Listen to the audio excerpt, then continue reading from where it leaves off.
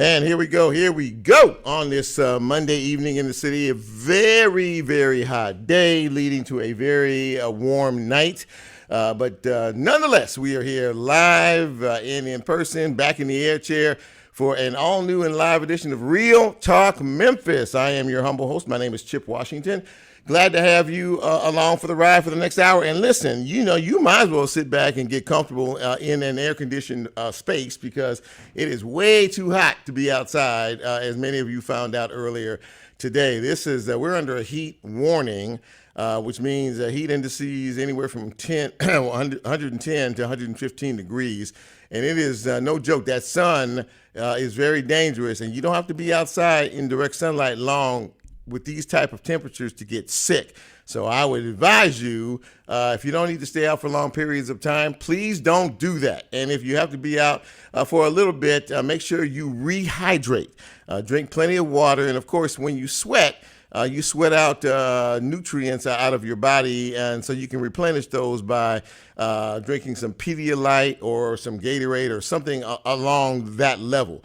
But again, it's way too hot to be outside in all of this heat, and it looks like we might get a slight reduction in temperatures Wednesday, Thursday, but right now we're talking about temperatures in the mid to upper 90s. I even saw a 99 here the next day or so. So yeah, this is no joke, and I want everybody to be safe. So as I said earlier, welcome to the big broadcast tonight. We have a great show on tap for you, but for those of you who don't know how you get this fine piece of radio broadcasting, let me tell you. Well, we're live on 91.7 on your FM dial. That would be WYXR. We are also on the WYXR app. You can find us on the TuneIn app. We are live streaming the show tonight on Facebook, so you can go to my page and you can watch the show live if that is what you choose to do.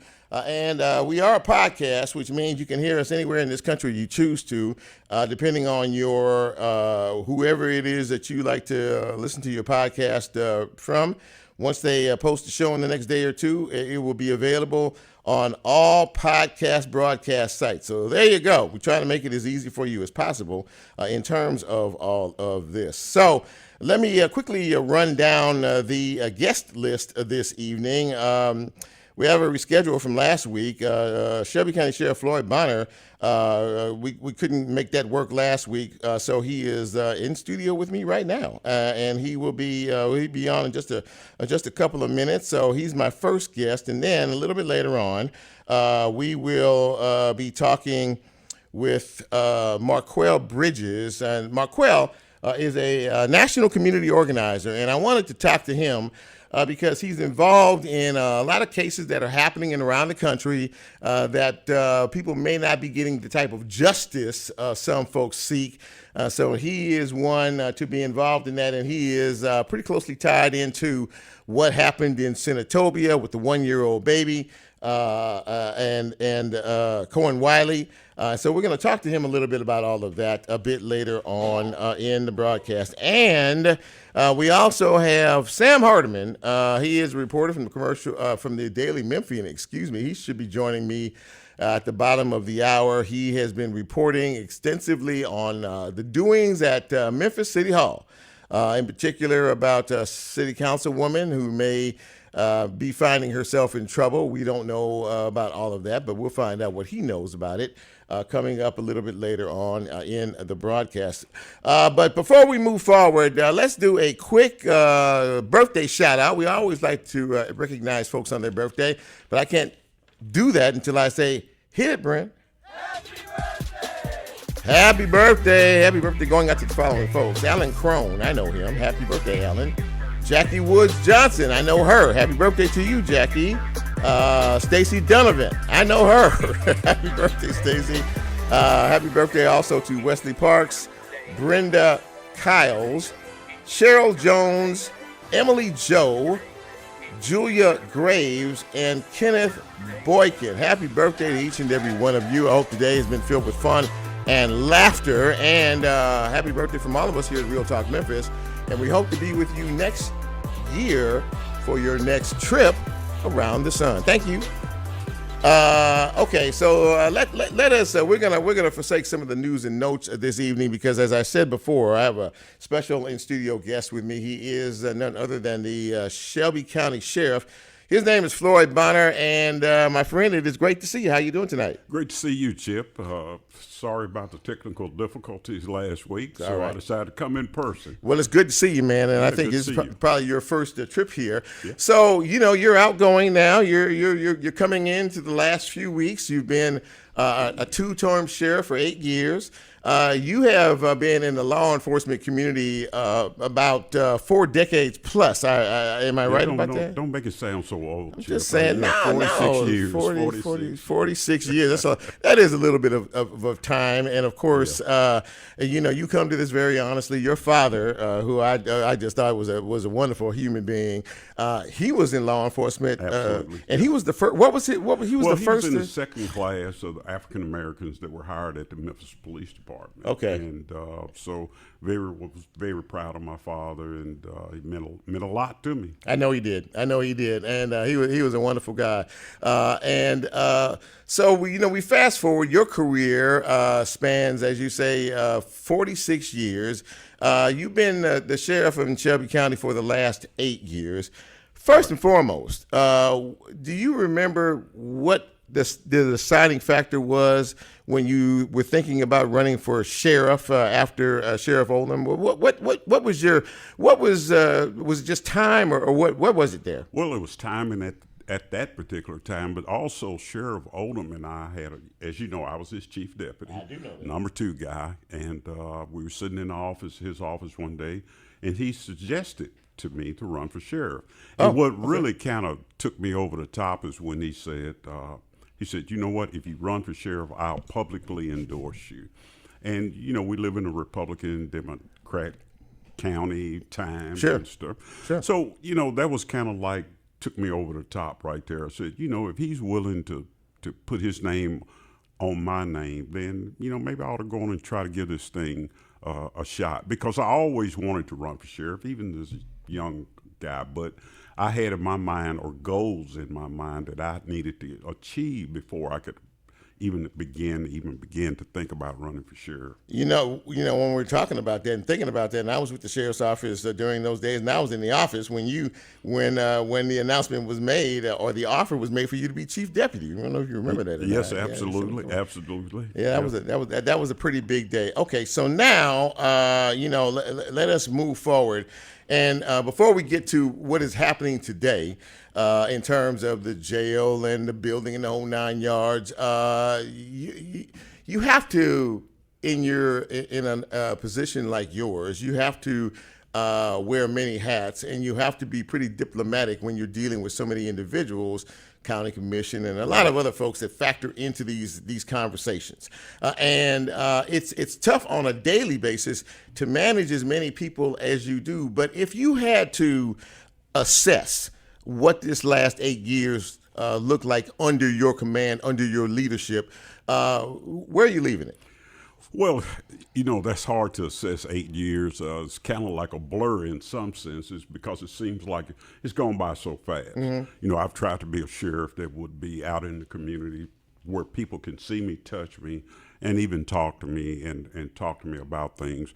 Even with the officers at the sheriff's office, I talk to everyone from a patrolman to one of my jailers, and I tell them all the time, if you see me in Kroger's or Target, come up and say something to me because I don't know who all the employees are. Sure. So, just being accessible, Chip, I think has been some of the secret sauce in my success, being accessible to the public and just really wanted so hard to do a good job.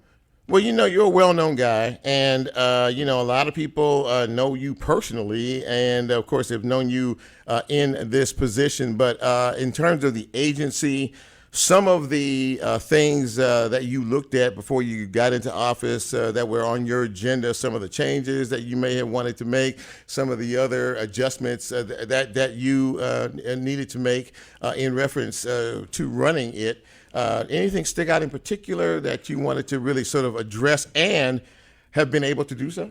Well, I think I did an interview earlier, and one of the big things in law enforcement right now, big changes in law enforcement, which is a good thing, is the technology piece. I would have liked to have been able to do just a few more things technology-wise, but if we look into this new age of AI, drones and different things like that, and how drones are being deployed when we're doing our work and doing our business, which I think is a great thing. As I said, I did an earlier interview where these young people are so tech savvy now, Yeah, and they they are. are so sick.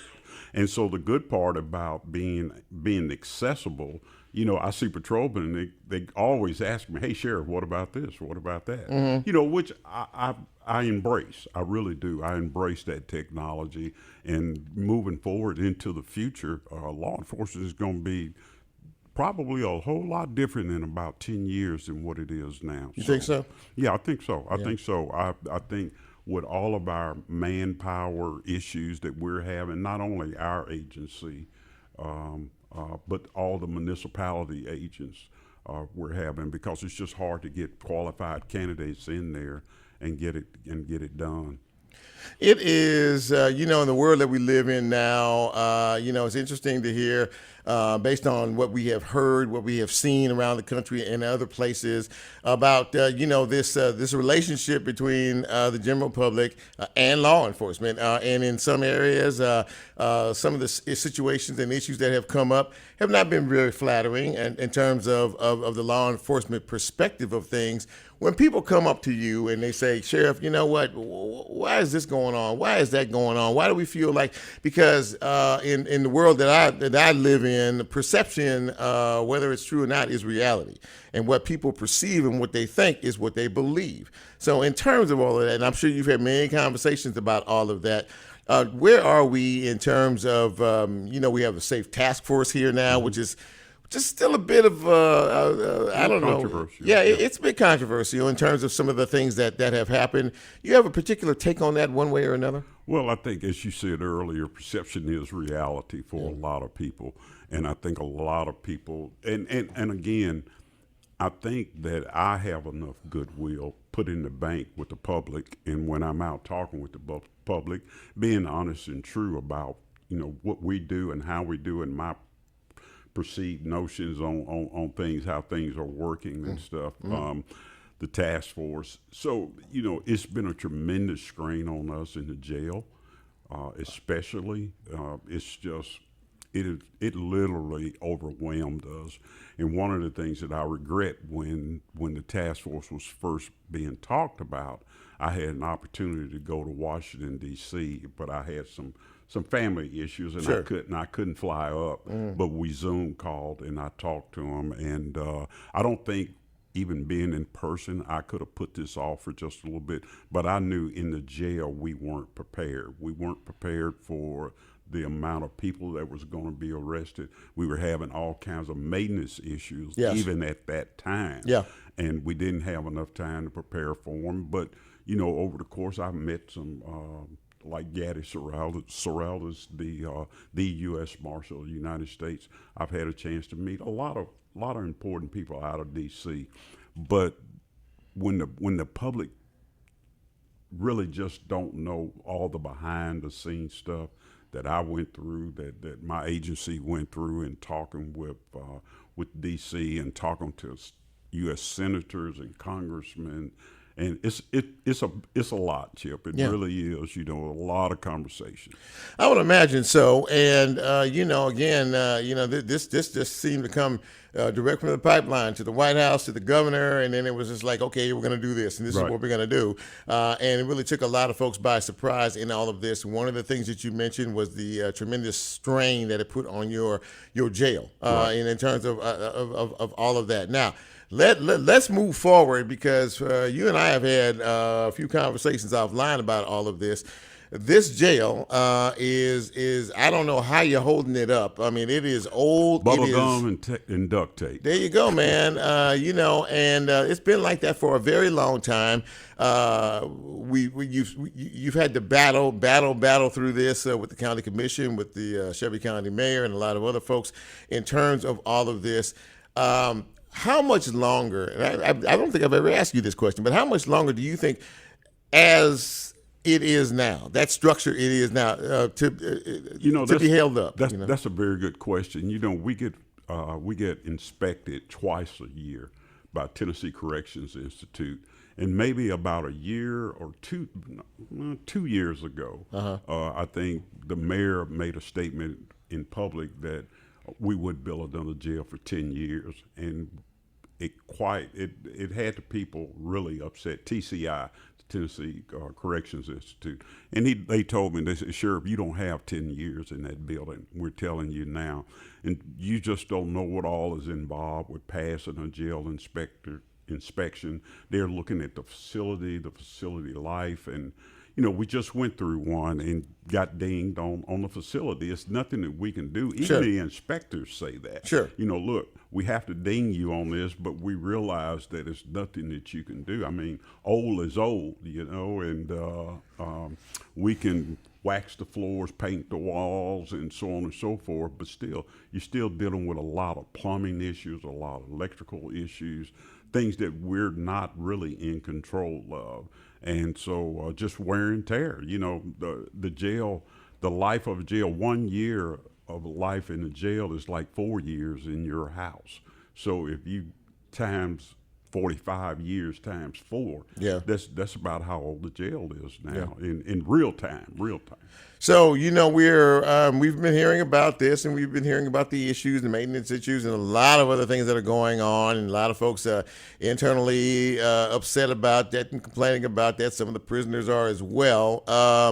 One of the things now, the additional thing, something I guess additional in all of this, is this extraordinary heat that we're dealing with now. Right. And you have lost AC, and it has been extraordinarily uncomfortable in that building. These are some of the things that people don't understand that you really need to fight and get people to understand, because people on the inside are complaining to folks on the outside who are complaining to the politicians and everything else. Now, in terms of the air right now, are you in a fairly decent place with that? Where are we with that? Right now, we are in a fairly decent place. There are temporary chillers that have been brought down to the jail. But it's interesting, those chillers, we've been up and down this road for 3 years, 2 or 3 years with these chillers. And then we had the press conference that I couldn't attend because I'd had some dental surgery. Yeah. But we had a lot of the employees that worked in the building that was there, and Chief Fields did a tremendous job on that press conference. And then all of a sudden, a chiller shows up the next morning. A temporary chiller shows up the next morning. Chip, why do we have to do that? I mean, man, we're talking about human beings, not only detainees, but my employees also work in that building. Right. I went down there before the chillers. When I say down there, I went down to intake, where we had probably 150 men. We had temporary air conditions. We had fans. We had water. We had Gatorade. And it was smoking hot. It was almost 90 degrees down there. Now, just think about this now. You got 150 men in a pretty tight space. Sure. At almost 90 degrees, and then my employees are they're walking around, they're sweating, I'm sweating because it doesn't take much for me to sweat, and it was just miserable. It was miserably hot down there. Then you've got the medical people that work down there. You got 24-hour clerks. You've got the magistrate, R&I. All of these areas were being affected, but we never got a sense of urgency from the county to fix these things. Now, I'm going to give you some dead time because I really want your listeners to pay attention to this. Okay. Listeners, pay attention. The sheriff's office does not own the building. Can I repeat that again, Chip? Absolutely. Go ahead, man. The sheriff's office does not own the building. It's county administration's responsibility to fix that building. And I give people an analogy. Wait, I know you won't talk, but hold on. I got to get this out to you public. Get it out. It would be just like if you were renting an apartment. You don't own the apartment, so if the air conditioning goes out, who do you call? You Right. call the owner of the apartment Yeah. complex. Well, it's the same way with the jail. The sheriff's office doesn't own the building, so when the air goes out, we call the owner, the county commission, and the county mayor, and ask them to come fix it. But we never got a sense of urgency until that press conference came. That to me, in and of itself, is very interesting with some of the issues that you have now, and even before that. There are a lot of maintenance issues, a lot of things that were going on in reference to it. And again, ladies and gentlemen, as the sheriff just said, they don't own the jail. That is a county facility overseen by the county commission.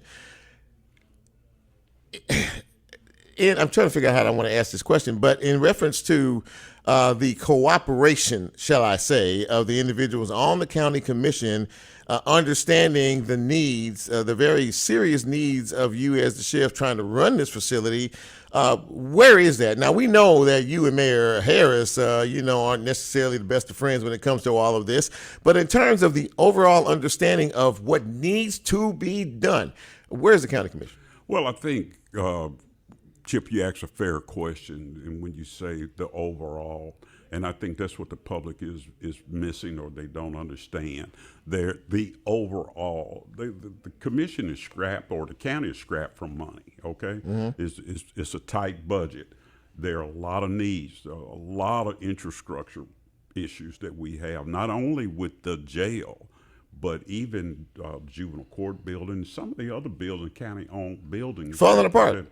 The buildings are falling apart. Yeah. And unfortunately, we have done nothing that I know of over the years to upgrade, maintain, even look to the future as to what these buildings going to look like 10 years down the road. I mean, it should be some planning being done right now, saying that, okay, how do we upgrade these county buildings? How do we get our people that's working in really some tough situations? Remember when juvenile court building was closed because of mold? Yes. I mean, so these structures need constant maintenance. We're gonna put money into bad buildings. I had to get the doors went out in the jail, so we had to get new doors. So that was $16-18 million that we had to wind up spending just to fix the doors. The county commission voted to approve for us to spend. So again, I want to give them credit because it is their building. Give them credit to that because they did give us the money to fix the doors in the jail. But you're going to keep pouring money. It's going to be like in the black hole. It's just not going to. You're not going to realize the bang for your buck because again, you're still dealing with right now a 45-year-old facility that, as years go on, 46, 47, 48. Sure. It's not going to get any better. It's nothing that you can do. Now, I've heard some people talk about, you can rehab it. Chip, we got a little over 2,700 inmates. Where am I going to put 2,700 inmates to redo that building? That's not in this world, not in this lifestyle. It's not a facility in the area. I've got some prisoners in state facilities right now, and the states are pre-trial. The state was gracious enough to house some of our prisoners there. We've got some out of the correction center, close to 200 out there. So really, we got close to 3,000 prisoners in a 2,400 bed facility. Wow. So we were able to move some to, like as I said, to a state facility and out to correction center. But where do you move that many people while you try to rehab that building? It's impossible. It's leaking. It's water. The plumbing is just horrible in the building. Now I know you, and I know your heart, but I'll just ask this final question. Now there's going to be an administration change. We're going to have a new county mayor, and you're going to have a new sheriff of Shelby County. So what advice would you give either or especially the new incoming sheriff of Shelby County in terms of where things are right now and how one needs to approach this moving forward? Well, I think you got to stay the course right now. You got to get the elephant in the room, which is the jail. I spend so much of my time each and every day, each and every week, just on the jail itself. Now, you can't forget about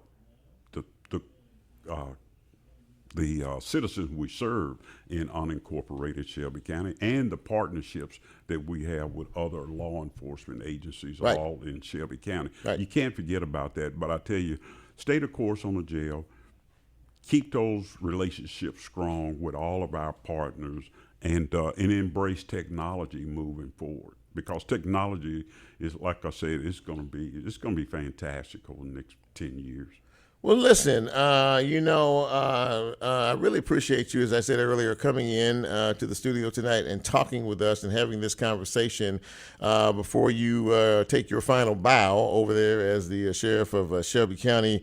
Whatever you choose to do in the future, whether it is, I see a couple of lovely grandchildren here this evening, whether it's being grandpops or whatever they call you, or whatever is on the horizon politically or whatever. Right now, I know you're ready to rest a little bit in all of this. Well, I tell everybody the month of September, Chip, I'm going to play as much golf as my back and hands. There you go, man. There you go. That's it. Now, after September, I'll start, really trying to figure it out. But, I really do I kind of want to step away from it all for about 30 days and just collect my thoughts. Grandkids, they are important, and we spend a little time with them during September. And I got to take my wife on a vacation. She wants to go to London, but I'm too scared to go across the water right now because of world events. Yeah, So well, I promised her a trip to London, Mississippi. So how about that?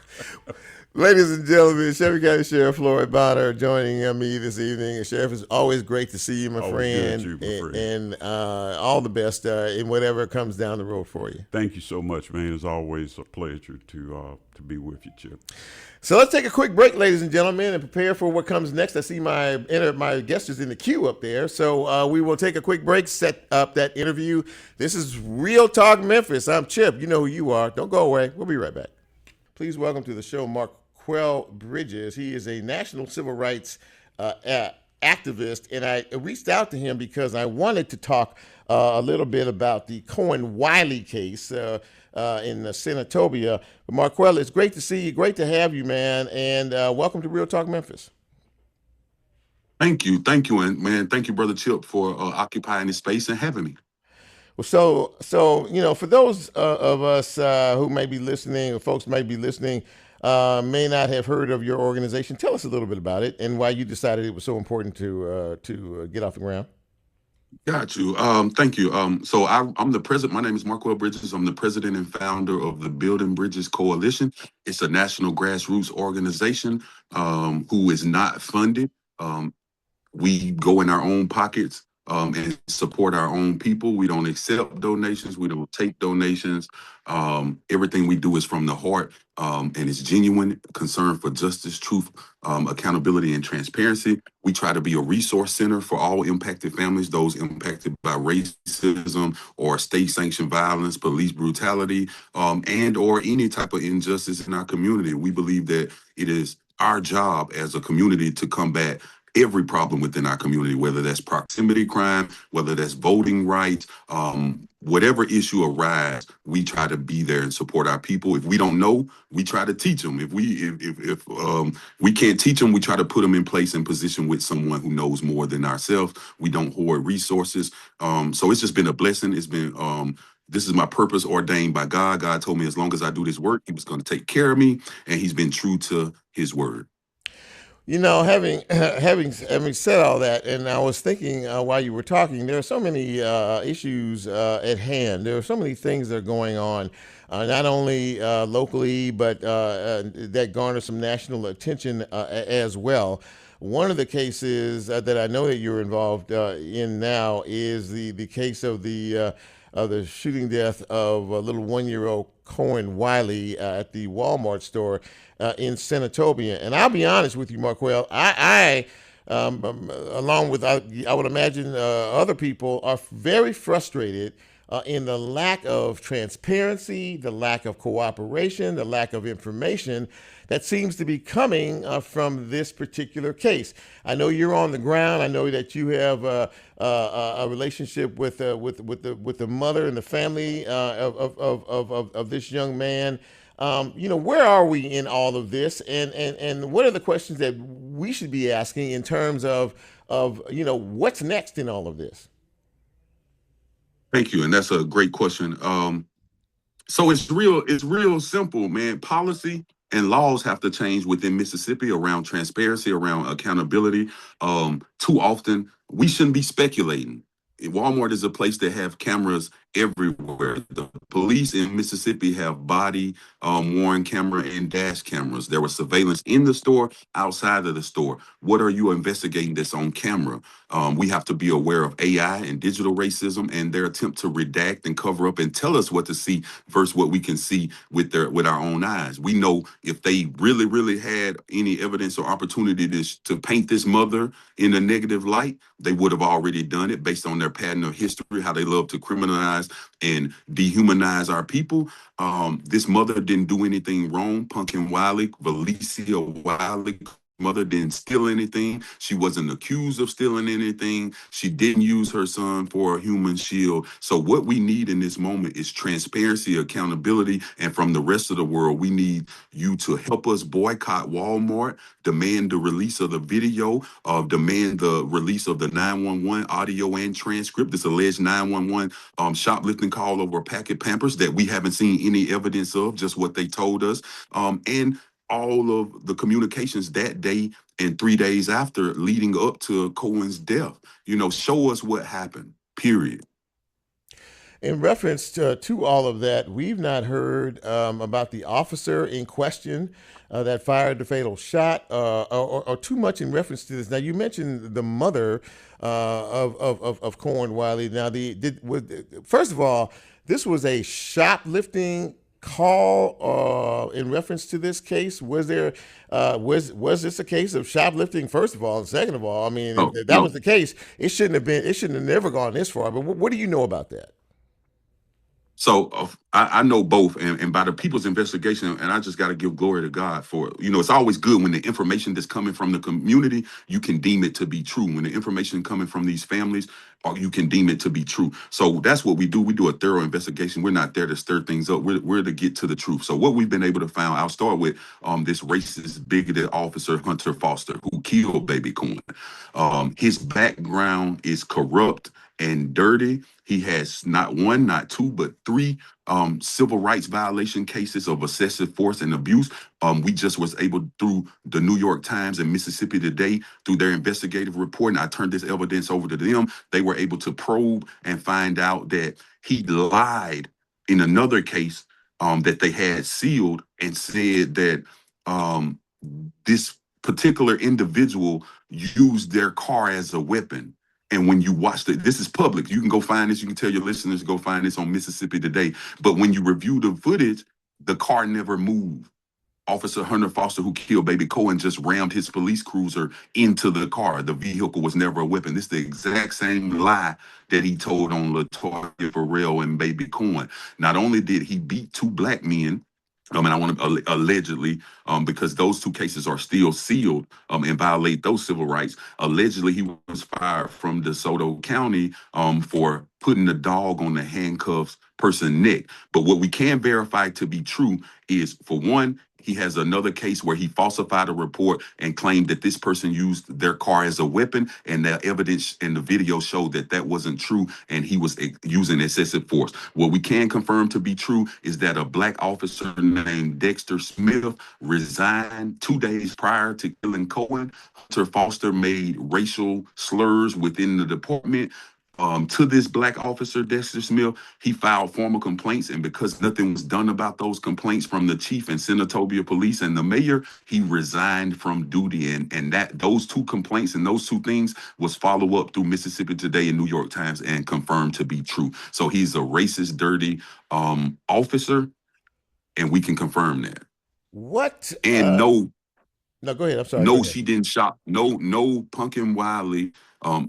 Pumpkin is her nickname, Valicia Wiley, and I have a relationship, and I'm working with the maternal and paternal side of the Wiley family, of Cohen's family. So I wanted to clear that up. But no, she's not accused of stealing anything. She did not steal anything. There was an alleged shoplifting call, but by the people who was at the store, the police was already on scene and was not called for a shoplifting call. So we don't know if that's a lie they're told for a justification, or if that call really happened. But the police can clear that up. But we know for a fact that the mother of Cohen Wiley didn't steal anything. She wasn't in the store stealing, and she was not stopped or accused of theft of any Pampers. So let me just ask, in reference to some of the information that you have found out so far and the lack of cooperation and transparency from anyone in the city of Senatobia or anywhere else, Marquell, what does justice in this case, and Ben Crump is the attorney, and Van Turner and a lot of other folks are involved in all of this. What does justice look like in this case to you? Okay, to me, because this is a better question for the impacted family, for Cohen's family. But I'll answer, since you referred it to me. I usually allow them to answer this question because they were impacted. Their loved one was stolen. But to me, true justice. Let me be careful. We on radio. True justice would be accountability. This officer, honestly, I believe in a life for a life. You killed a 1-year-old baby, so your life deserves to be taken. But we'll stay politically correct. He deserves a lengthy prison sentence. I don't get involved in any type of civil accountability. That's not my area. My area is holding people accountable for criminal justice. So I have all the faith in being that in that regard of the civil accountability, he's going to do his job. But the criminal part comes from public pressure, comes from the people, comes from this family and all good citizens demanding answers and demanding transparency and justice. So we want to see this officer charged to the full extent and spend the rest of his life in prison. So that would be accountability, because true justice would be baby Cohen being here. Yeah, a very, very sad case indeed. Listen, I just want to thank you for coming on the show. We seem to have a problem these days, not only locally, but even nationally in a lot of cases, about honesty and transparency. And without organizations like yours and many others that do the same work that you all do, we would never get that, and people would forever question anything and everything that is happening. So I really praise you for being a part of all of this and doing it the right way, and eventually getting justice for that family, as you stated so eloquently a few minutes ago. Marquell Bridges, I really appreciate you, man. Thank you so much. And if there's anything else that pops up in all of this that you feel we need to know about, man, please reach out. Definitely. I got some good news that I can't offer yet. I'll say it like this: the boycott is working. We'll say that. And we just want to uplift the other names in Mississippi. So we'll say justice for Rasheem Carter, justice for Dexter Wade, justice for Jalen Lewis, justice for Jaden Bridges, and justice for baby Cohen and Nolan Wells and all other stolen lives. Amen to that. Marquell, thank you so much for coming on the show. I really appreciate it.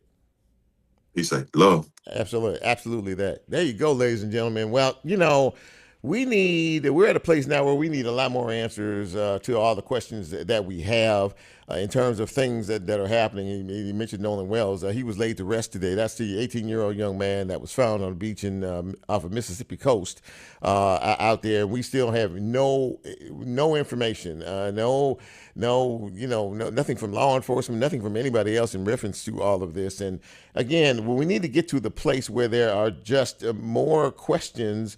We need to get to a place where there are more answers to the questions that so many people have out here. And the only way to do that is by keeping the pressure on.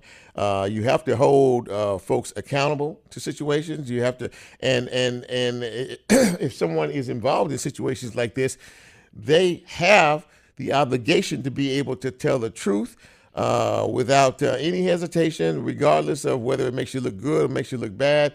Answers to situations like this have to be addressed by other individuals who are involved as intricately as they are in this Cohen Wiley case. We'll keep a pressure on from this angle. I'll keep asking the questions every week. I mean, we're not doing the job that we need to be doing out here, but we need to be asking a lot more. By the way, before we go, early voting has started. and we have seen almost 9,000 people in the first couple of days go to vote. That's a good number. That's a good start to all of this. These elections are so critically important. You really need to, be involved in the process of going and voting. And you need to do the homework on the individuals that are running for office, so you know who you're voting for, so you know what they stand for, and if that meshes with your thought process as well. Ladies and gentlemen, voting is a privilege, and you need to take advantage of it. Early voting for another week before the August election. Get out, go to the polls. And claim your right. This is your right. The right to vote is a right that everyone has. So if you're 18 years or older, get out and exercise your right to vote, please. It does make a difference. And that wraps up this edition of Real Talk Memphis. So for all of us, for Lulu, for Bryn, and for yours truly, thank you for checking us out. Thank you for being a part of Real Talk Memphis. And we are out.